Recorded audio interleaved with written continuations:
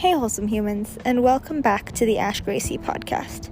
On today's episode, we are joined by the wonderful Bianca Bishop, and we are today going to talk about our high school experiences and what we both thought about the college application process. And we're going to end today with some tips on how to make the most of college applications and the kind of mindset that you should be having to make the best out of this time.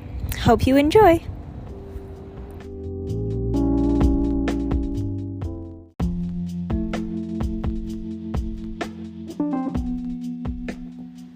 Should we start out with just explaining our high schools? Yeah, that works. I can go first. I went to a high school called Lowell. It's in San Francisco. It's a public school, so that means it's free for anyone who goes there. And it's what's considered a magnet school. So in middle school, you have to apply to the school. They look at your middle school GPA. They look at, or you take a test.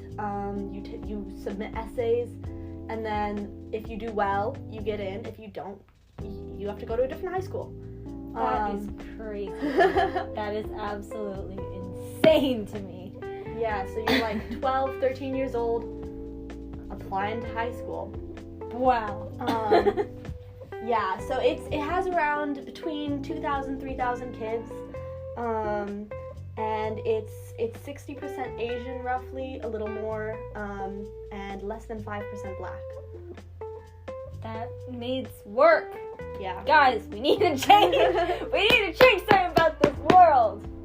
Yeah. Yeah. Wow. No, that's definitely so interesting coming from me, who's gone to a K through 12 school, and I've literally walked the same two doors for every single day for 14 years of my life, from the age of 3 to when I graduated at 17. Yeah, and it just, I went to an international school, so yes, a private school, and again, I acknowledge the amount of privilege I have to say that, and it was just interesting because while there was a strong difference between primary and secondary, but not so much between middle and high school, a little bit, but it was kind of middle school, and then freshman, sophomore, and then junior, senior was its own kind of section. Mm-hmm. But all of the students kind of mixed, and all of the classes kind of mixed, and because also the program was different, because we did the IB, the International Baccalaureate, and so we were able to focus on different, we had to take a certain number of subjects, and we had to take one from every subject area, and it was definitely a rigorous course, but I feel it's interesting, because I feel with APs, at least from what I understand, it's you're taking a certain course load, and then you choose how many APs to put on top of that. Is that kind of how it works? No. So also, I should mention that while Lowell is a public school, it has sort of the opportunities of a private school because it gets extra funding, which is why so many people apply to it and try and get in, because it's basically it's a way to get into, if you're a lower class person, it's a way to get a higher class education for free. Interesting. But I'm not familiar with the IB system, but the way APs work is you take it in place of a regular class. So maybe I could take biology or AP biology. Sometimes there's a prerequisite for an AP, you have to take geometry before you can take AP geometry. There's not an AP geometry, but that's an example. Interesting. But basically, an AP class is a college level course. Mm-hmm. So it's designed to be as hard as a college class, and you're taking it in high school. And you can get college credit for it because, it is genuinely as hard as a college class. Mm-hmm. There's more homework, the tests are harder, and then at the end of the year, you take an AP test, which you get a score of 1 to 5. Anything above 3 and above is passing, 4 and 5 are good, 2 and 1 it's... Let's not even go there. Let's not even go there, God. Fair. No, that's interesting. And it's interesting because Hong Kong is such a an international study, there are basically like 4 different types of programs that kind of happen. You have like the local schools, which will do the HKDSE, which is kind of like whatever the local curriculum is, and then you have the schools that will do like A levels, which is the British system. We're gonna just keep going. Yeah. And then there are some American schools or American run schools in Hong Kong. So I have friends in Hong Kong who did the AP. Yeah. Who did AP, and so I kind of have a brief understanding of what that means. And then you have most of the international schools that run under the IB, the International Baccalaureate Program, which in itself is very chaotic and very stressful. But yeah, I think that definitely junior and senior year, and it's interesting because actually like I'm only referring to those as that because I'm right now like for context and America because I'm here now, but like nobody at home refers to them as junior or senior year. It's like we have like grades, so it would be like grade 11 and 12, which is weird because no one here refers to them as that, which is definitely not in college. At least in high school it's sometimes a bit I'm referring more to high school. But yeah, I just think that's so interesting. And only it's like junior, senior year were the only, like, I guess in sophomore and freshman a little bit, people were kind of aware about, like, the end goal is college. But no one really seriously started to think about it till, like, junior year. Because everyone was like, let's just get through this year and then we'll see what happens. Yeah. Which I think is very interesting. Yeah, and that's definitely a huge contrast from my experience, which we were talking a little earlier about, which is what actually prompted this whole thing. Yeah. Is I going into high school, college was the number one goal day one. Like, you know, age 14, my number one goal in life was to get into a good college. And that's not because, like, I value education, even though I do. It's because of the culture at that school, which was you need to go to a good college in order to have value. And a good college is an Ivy League school. And obviously, like, now in retrospect, I know that that's not true. You have value in life just by existing, and a good college is not necessarily an Ivy League school. But, you know, you also need to consider that the people in this school are age 14 to 18. They're in their formative years. They're learning how to see themselves, where they fit into the world. And they're going to a school where every day, like, I literally don't think I went a single week my entire time at high school where college wasn't mentioned either by a teacher, by a student, by myself. Wow. So, you know, you're learning when you're going through your fundamental adolescence development period that the only value you have is to get into a good school. To get into a good college. Yeah, how you look on your application. Like, literally freshman year, my first couple weeks, I was thinking, what clubs can I join? Can I be a president of a club? You know, what's gonna look good on my application? Exactly. Is this gonna look good on my application? Like, because also the way that my high school worked is you could choose your own classes, because it was designed to be more similar to a college, where, you know, you had an arena slot, which was a nightmare, where you would enroll in classes. Oh, so like your enrollment time. Yeah, exactly. We love and so, you know, you chose your own classes. So I was freshman year, my first couple weeks, I was already planning out my next 4 years of classes, and I was planning out how can I take the max number of APs, how can I look best on my college application, how can I get the highest GPA. I wasn't thinking like, oh, what do I want to learn? What is going to be interesting to me? Mm-hmm. It was what's going to look good, because that was all that mattered. Was how did my application look? And it's interesting because I feel like looking back, like I don't know, I definitely found that in my high school experience there was definitely a level of do things for the resume and the application. That was kind of more put on by my family, to be very honest. But it's interesting because I feel like the way that we think about certain aspects of life, such as what our goals are and what we should be aiming for, are definitely made by the people around us and the environment. And so, like, for you having your school environment be toxic, if I can say that. I think that's a fair word. Is what kind of led you to be thinking about doing things for the sake of only your application or only your resume, and things like mentalities that we believe are just solely by that. So it's really about, like, obviously, yes, at the age of 13, 14, it's not like you have a whole idea of what options you have in terms of high school or whatever. Yeah. But at least, like, now going forward, I think something that's really important and people can start doing is really starting to put yourself in situations that let you, not just let you do what you truly want and, like, help you become the person you really want to be, but put yourself in positive, healthy environments that really let you grow. Because sometimes, while limiting environments in the long run can let you grow, in the short run you will struggle, and that's not fun. As we know pretty well. But yeah, I think that's just a very interesting way to see things. Like, my high school there was literally a documentary made about it. It came out, like, over COVID. It was called Try Harder, which, when I first read that title, I was like, wow, there's not a more perfect name for this documentary, because that is absolutely it. You have to try harder.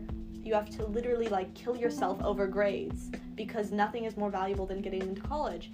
And I wasn't saying this earlier when we were in Epicuria because it wasn't appropriate, but, like, literally, I had a teacher my freshman year, the first couple weeks, say, you know, you have to look out for yourself, because every other year we have a successful suicide attempt at the school, on average, every other year. And there are more attempts that are unsuccessful that we don't talk about. The first time, there were 3 suicides when I was at school there. 2 were students, 1 was a teacher. The first one was the beginning of my junior year. They didn't announce it as a suicide. They said, after a brief hospitalization, Sophia has passed away. And I think the most telling part about that story is that even before they said that she had passed away, I thought, oh God, I hope this isn't a suicide, because I knew the kind of environment that we were in, you know, and I knew it was bound to happen at some point while I was there. And when the teacher went up, like, all serious and said, guys, we have an announcement to make, I thought, oh God, someone is dead. You know, that was my first thought. And that is insane. Like, the fact that, like, mental health, like, aside, the fact that a teacher can say, oh, we're in this environment where suicides are common, something is wrong with the environment. And I mean, I don't know what that school's like now, but I really hope it's gotten better. I mean, I've only been gone for a year and a half. I can't imagine it changed that much. And I think, like, a couple months afterwards, they did like a mental health day, which, you know, doesn't do anything, because we just had to go to a mandatory assembly where they said it was, I mean, the presenters were great, but, you know, that's not going to change anything. At one point they were playing a video where they were talking about suicide, and I had to walk out because I couldn't deal with it. Fair. And the thing is I walked out, I went into the courtyard, I was like, because I started crying, you know, and stuff, because I was all emotional, as one is, you know, it's a sensitive topic. And I sat in the middle of the courtyard because I didn't know where else to go. I couldn't think of a place to hide to cry. So I was just sitting in the middle in the open courtyard, and people were walking past, not even looking at me. Like, they would sometimes make eye contact with me and move on. And I am lucky enough to never have been in a place where I've seriously considered suicide, but in that moment I understood how I understood how she got there. I was like, oh, I see it. That's what this school is. That's how that happened. It's not random. It's because of the way that this school is built. I am so sorry. And It's I'm okay. so glad you are no longer at that school. I'm okay now. That's what matters. Yeah. Whoa. That's I haven't decided if that's staying or not, but I'm glad we discussed it. Yeah, that's all. You have my permission to use whatever you want. Cool. I may take that part out because it is a lot, and yeah, that's fair. But wow. Yeah. Yeah. So if that's not the definition of a toxic school, I don't know what is. Yeah. Yeah. So let's talk college applications. Yeah. How was that process for you? It was the most stressful process of my life. Genuinely, I had more panic attacks doing the college apps than I have at any other point in my life. And I have had a good chunk of panic attacks in my life. Interesting. Like, because there's so much pressure. Because what the mentality is, at least the way I was seeing it, is getting into a good college is validation. It's proof that you're smart. It's proof that you work hard. If you don't get into a good school, it's because you don't work hard and you're not smart. Absolutely. So no, I feel that 100%. Yeah. So you need to get in, otherwise you're not a good person. Is basically what at least you've been taught. Yeah. Do you feel like that mentality was coming from your school, your parents, yourself, or all of it? My parents actually were not at all a factor in this. Interesting. They were always like, Bianca, you should calm down. You should do other stuff. And I was like, no, I have to do this. Otherwise, So basically yourself and your school and your parents were the ones who were like, yeah, you're doing a lot. That is so interesting because for me, it's kind of the opposite. It was like me, my parents, and my school was the one like, you are so ahead of the schedule. What do you don't need to be doing that much right now. But I guess for me, I also saw college apps in a slightly different light because for me, I mean, also in the brink of like COVID and everything, COVID affected my mental health horribly. Let's just say that. As it did most people. As it does. And so we kind of got to the point where college was my survival tool. It was like I needed to get there. I needed to go somewhere where I could kind of figure out who I was as a person because I felt like I lost all sense of that by being at home all the time. And I guess I needed a new environment. And okay, maybe the intention wasn't to move as far away as possible, but it worked out that way. It worked out that way, and I'm currently on the other side of the world from my entire family.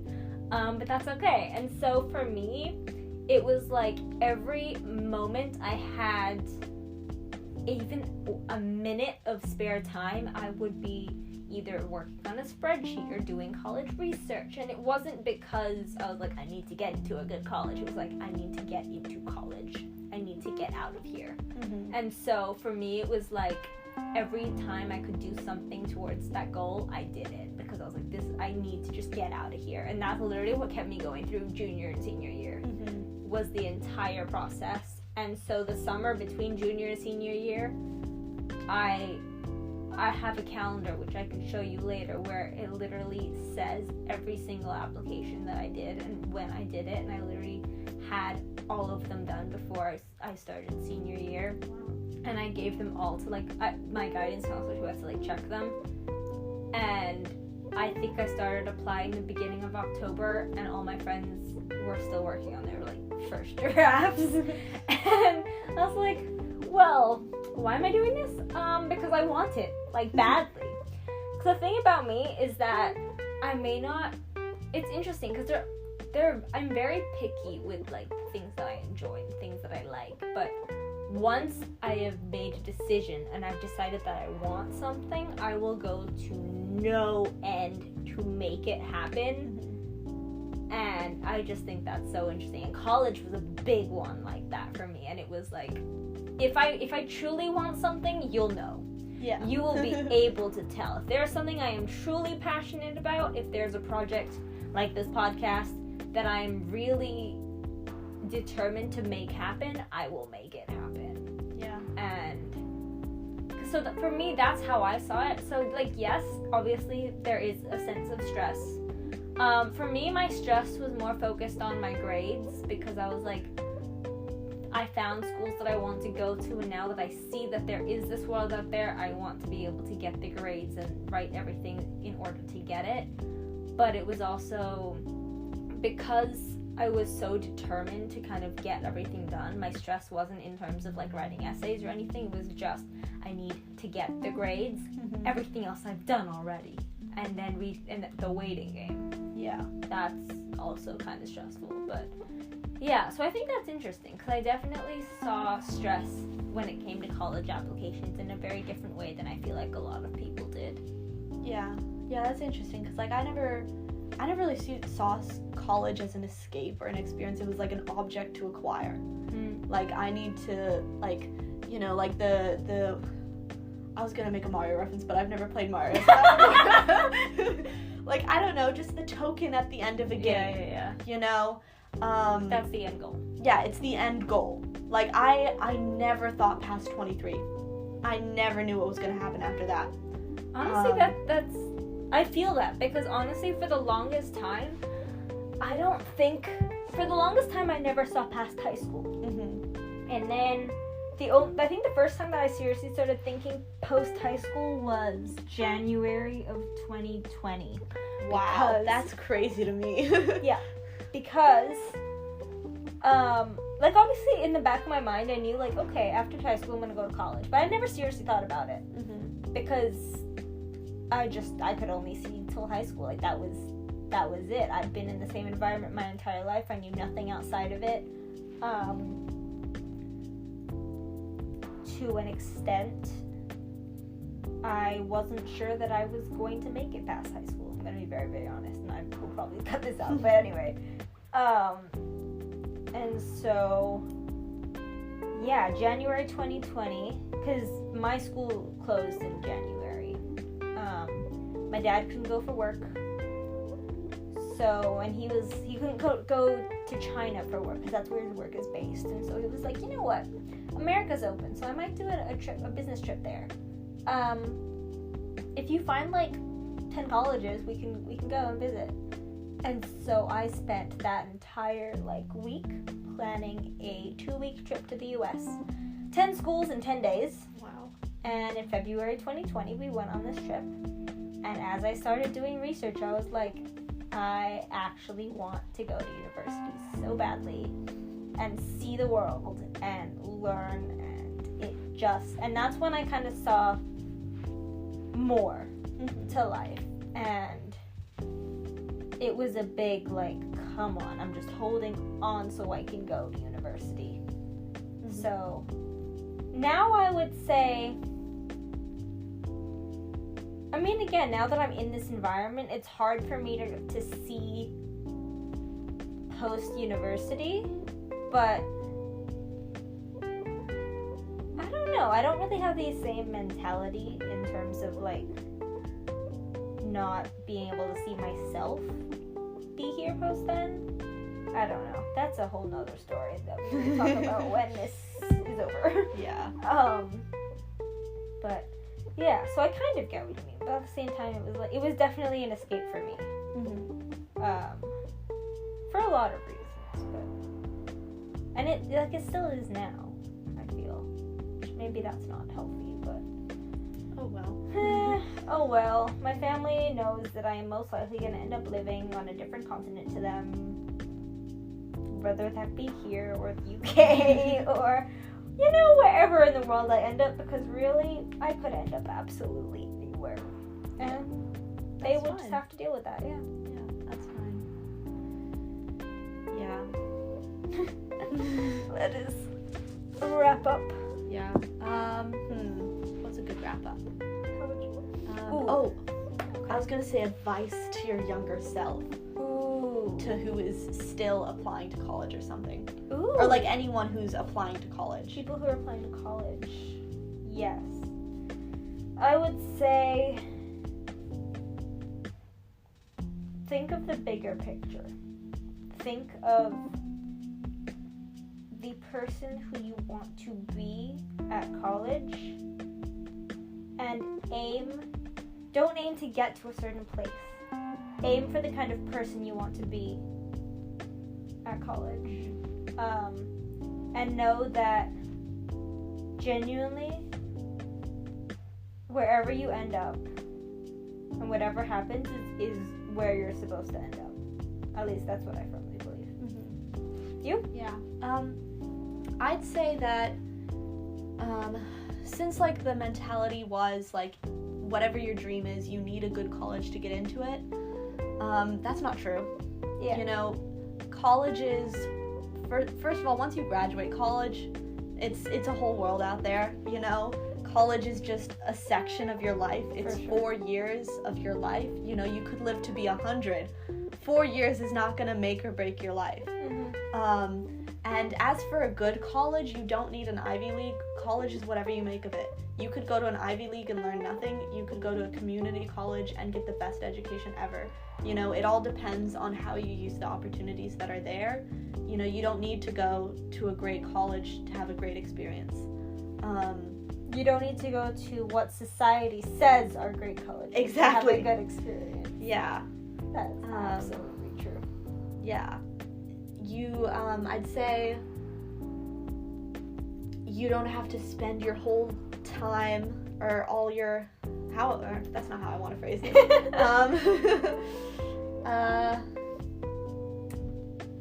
Thinking about the future is great and all, you know, like it's good to have plans, but it can't be at the expense of the present and your current experience. Yeah. Focus on the present first. Yeah, don't focus on the future later. In the future. Yeah, focus on the present first and focus on the future after, and try not to focus on the past, because at the end of the day you cannot change it. You are where you are right now just because that's how things went and that's how life goes. And instead of thinking about, oh, what if I had done this differently, think about where you are now and think about where you want to go, and just start from now. Mm-hmm. Start now and get to where you want to go, because if you think about the past, you're never going to get anywhere in life. Yeah. I'd say the world is a lot bigger than high school. It seems all-consuming, like it's the only thing that exists. Once you leave it, it's like there's a whole world out there. Yeah, there's a whole world out there, and I hope everyone gets to see how big the world truly can be. Yeah. Wonderful. Thank you for being a part of this episode. Course. That's a good note to end on. Indeed, it is.